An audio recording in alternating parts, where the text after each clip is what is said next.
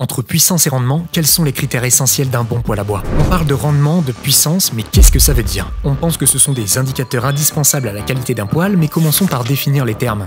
Le rendement. Bon alors le rendement, c'est la quantité d'énergie en pourcentage que l'appareil peut extraire du combustible. Plus le rendement de votre poêle est important, moins vous perdez d'énergie. En fait, pour le rendement, 3 paramètres propres à l'appareil sont essentiels à prendre en compte. La taille du foyer, son étanchéité et la technologie de l'appareil. Quelques astuces simples pour optimiser son rendement. Gérer le débit d'air, car s'il est trop important, le combustible brûlera trop vite et vous aurez tendance à surconsommer, à surchauffer. Une autre astuce pourrait être d'équiper de pierres d'accumulation son appareil qui vont stocker la chaleur produite et la diffuser dans la durée. On peut citer Flamme Verte qui teste les appareils sur leur rendement et leur émission émise par combustion. Toutes les marques ne se l'offrent pas car d'autres labels encore plus exigeants comme Nordic Swan existent. Ces labels ne prennent pas forcément en compte le rendement sur le long terme. Aujourd'hui, beaucoup d'appareils ont un rendement d'au moins 80%, donc ne vous laissez pas facilement séduire par ces chiffres. Chez Asgard, on préfère se concentrer sur les matériaux et la conception de l'appareil, parce qu'on ne sélectionne pas seulement des fiches produits, mais des fournisseurs qui proposent des poêles durables qui conservent leur rendement dans le temps. Mais le plus important pour que ce chiffre soit réel et optimal, c'est une installation idéale et adaptée à votre logement. Donc si on vous parle de rendement, commencez par comprendre comment le poêle sera installé chez vous. La puissance. D'abord, c'est la quantité de chaleur en kilowatts que le poêle est en mesure de fournir, indépendamment de son rendement. En fait, un poêle à faible puissance peut tout à fait avoir un rendement élevé. C'est quand on parle puissance que l'on parle dimensionnement. Il est primordial de s'orienter vers un appareil adapté à la surface du logement. Pour ça, c'est simple, il est nécessaire de